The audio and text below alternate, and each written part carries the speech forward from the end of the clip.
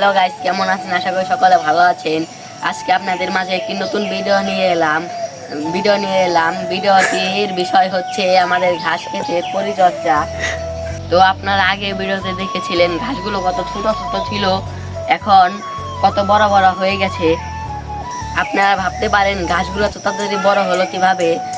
ঘাস বড় হওয়ার বিষয় হলো আমরা প্রতিদিন ঘাস খেতে যত্ন করেছি এবং ঘাসের আগাছা পরিষ্কার করেছি ও 12 দিন পর পর ঘাস খেতে পানি দিয়েছি। আরও জঙ্গলগুলো পরিষ্কার করে রেখেছি। তার মধ্যে আবার ইউরিয়া সার দিয়েছি, তার কারণে ঘাসগুলো তো তাড়াতাড়ি বড় হয়েছে। দেখেন কত বড় হয়ে গেছে। আগের ভিডিওতে দেখেছিলেন কত ঘাসগুলো ছোট ছোট ছিল, এখন বড় হয়ে গেছে। এখন আর পানি দেওয়া যাবে না, দেখুন কত পানি বেজে গেছে খেতে, না হলে ঘাসগুলো পচে যাবে। দেখতে পাচ্ছেন চারপাশ দিয়ে পানি বেজে গেছে। আর বেশি পানি দিলে ঘাসের গুঁড়া পচে যাবে। দেখুন দেখুন দেখুন কি করলো কে জানি, আমাদের ক্ষেতের ঘাসগুলো কেটে নিয়ে গেছে। দেখুন অনেক কষ্ট লাগতেছে, গাছগুলো কে জানি কেটে নিয়ে গেছে। বললেও দিতে পারতাম, কিন্তু সে না বলে কেটে নিয়ে গেছে। দেখুন কত ঘাস, দেখুন ঘাস তো কেটে নিয়েছে, তার সঙ্গে সঙ্গে ঘাসের গুঁড়াও কেটে নিয়ে গেছে। এখন এই ঘাসগুলো আবার ফিরে লাগাতে হবে, তাছাড়া ঘাস হবে না। এই আগের গুলো ঘাসের গুঁড়া কেটে ফেলেছে, এখন আর ঘাস হবে না। এদিক দিয়ে আবার ফিরে ঘাস লাগাতে হবে।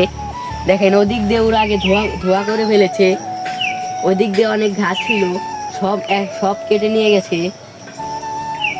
দেখুন দেখুন কয়েকদিন আগে ওইখান থেকে ঘাস নিয়ে গেছিল, এখন আবার ফিরে নতুন ঘাস লাগিয়ে দিচ্ছি, জ্বালাইতেছে।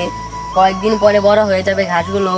কিছু যত্ন করতে হবে, সার দিতে হবে, তাহলে তাড়াতাড়ি বড় হবে। দেখুন বৃষ্টির কারণে কত জল বেঁধে গেছে এদিক দিয়ে, দেখতে পাচ্ছেন।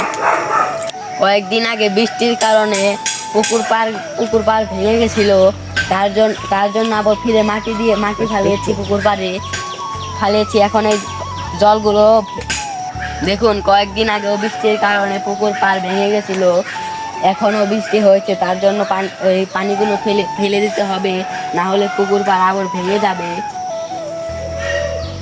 আবার কষ্ট করে পানিগুলো ফালাতে হবে, না হলে পুকুর পাড় ভেঙে যাবে। আবার কষ্ট করে পুকুর পাড় বাঁধতে। ভিডিওটি ভালো লাগলে লাইক আর সাবস্ক্রাইব করে দিবেন। আমি প্রতিদিন ভিডিও ছাড়বো, আমাকে আপনারা সবাই সাপোর্ট করবেন।